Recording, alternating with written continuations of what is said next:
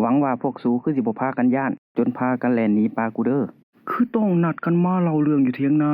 ตูบแถวบ้านก็คือว่ามีอยู่มันบ่ได้อรรถรสเล่าเรื่องผีมันต้องได้บรรยากาศไปพร้อมมื้อนี้คักสุดแหละเพราะว่ามันเป็นคืนวันศีลดับโอเคใครสิเป็นคนเล่าก่อนบ่อ้วนเตี้ยเจนนี่มึงหั่นล่ะสิแหละเล่าก่อนเลยเรื่องของกูสิเป็นตาย้านกูคงมึงถ้าเล่าตำหลังเรื่องของกูสิเล่านี่ระดับ5กะโหลกแต่ว่ากูบ่ได้เจอมากับตัวเองดอกพอเป็นคนเล่าให้ฟังเรื่องนี้ต้องย้อนไปประมาณ10กว่าปีที่แล้วโดยส่วนตัวแล้วพอเราเป็นคนมักหากินตอนกลางคืนและเป็นคนบ่ย้านผีฉะนั้นเวลาเราไปหาอยู่หากินเราก็จะไปคนเดียวมีอยู่เหตุการณ์หนึ่งเราก็ไปหากินตามปกติของเราหั่นล่ะรู้สึกว่าหมานเราก็คิดแปลกๆในใจอยู่ว่ามื้อนี้กบเขียดที่ฉันคือมาออกมาหลายแท้ย่างไปอีกจักหน่อยผัดเห็นเอียนอีกโตบักใหญ่ๆเราก็คิดในใจแล้วว่าได้หลายปานนี้สิเฮ็ดหยังกินดีเนาะผัดเผ็ดบ่หรือต้มส้มหลังจากที่เรากำลังคิดอยู่นั่นเราก็ได้เหลือบไปเห็นบางสิ่งบางอย่างที่ผ่านหน้าเราไปอย่าบอกได้ว่าแม่นผีปลาคอมันกำลังสิเต้นจากไหหน้าหนึ่งไปอีกไหหน้าหนึ่งพอเราก็บ่ได้เว้าหลายเรื่องเฝ้าแลนไปขุบเอาเลยตอนที่กำลังขุบเอาปลาอยู่นั่นขนคิงลูกว่าไปทั่วตนตัวเราเห็นผีแม่นบ่เราปวดขี้ตอนใดผีสิออกมาผู้ละเมอยรุ่นนะมึงเลยได้นี่มันสิเป็นสารคดีหาอยู่หากินมันสิบ่แม่นเรื่องผีแล้วผีก็ออกย่างออกซาแท้อันละหลังจากนี้พี่เรื่องเข้มข้นตอนนี้ล่ะได้ปลาคอแล้วเราก็เลยลุกไปขี่แม่นแล้วคันปวดขี่แล้วก็ไปขี่แล้วเนาะกำลังสิเล่านี่แหละเราก็นั่งถ่ายปกติแล้วเนาะพอถ่ายสุดแล้วเราแนมหาไม้แกงก้นบ่เห็นตอนที่กำลังหาอยู่นั่นมีมือยืนไม้แกงก้นมาให้แต่คิดไปคิดมาว่ามาถ่ายผู้เดียวสิมีมืออยู่ไสมายืนให้แต่เราก็กั้นใจที่จะหันไปเบิ่งว่ามือนั่นแม่นมือของไผเราก็ค่อยๆหันไปพอเห็นเท่านั้นแหละเราแลนพบแบบบ่คิดชีวิตเลยมือที่ยืนมาเป็นมือผีแม่นบ่แม่นผีดอกคนหาเยืองกบยังเกลียดคือกันหั่นแหละพอกูเราเป็นนางถ่ายต่อหน้าพ่อใหญ่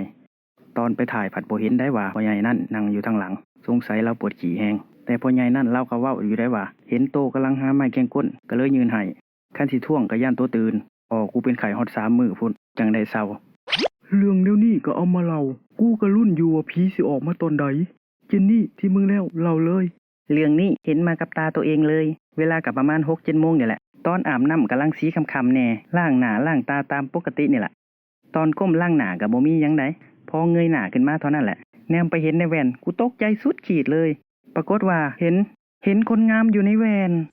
โอ้ยอันนี้ก็บ่เห็นผีอีกแล้วแม่นบ่เคยเห็นผีเคยเห็นแต่คนงามเล่าดีๆแน่สู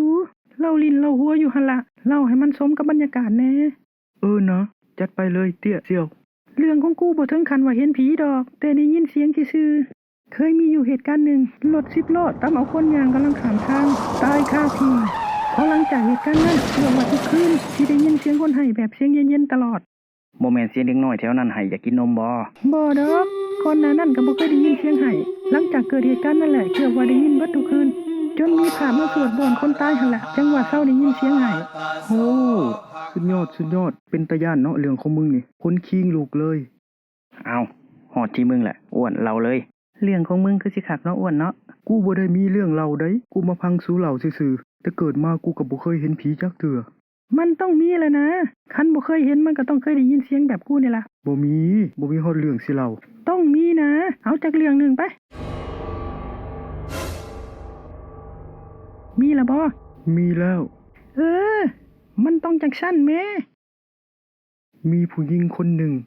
นุ่งสุดขาวผมยาวปิดหน้าพอแนมเห็นปากจักหน่อย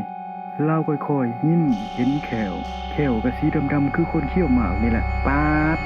มักหนาวลูกว่าเบิ่งไปเบิ่งมาปัดบ่มีขามั่นใจแล้วว่าเราบ่แม่นคนเรากำลังใกล้เข้ามาเราแนมมาเบิ่งหน้าเฮ็ดให้คนเราเว้าขึ้นว่ากูไปก่อนเด้อสูอ้าวบักอ้วนมาเล่ามันจบก่อนแม่กำลังคักนี่ผู้เล่าต่อมันเองหลังจากคนที่เล่าผู้ที่1แล่นหนีคนเล่าผู้ที่2ก็แล่นตามอันพวกเรานี่ก็เล่าเพราะสำนั้นเราบ่จบแล้วก็แล่นหนีหลังจากคนเล่าผู้ที่2แล่นหนีคนเล่าผู้ที่3ก็เลยบอกหมู่ว่าจังใดกูก็บ่ถิ้มมึง แต่พื้ดีกูขอติ่มมึงก่อนเด้อแม่นยังวะพวกนี่อยู่ซื่อๆกะแลนปบกันเบิดส่วนคนเราพูดที่สี่เว้าขึ้นว่า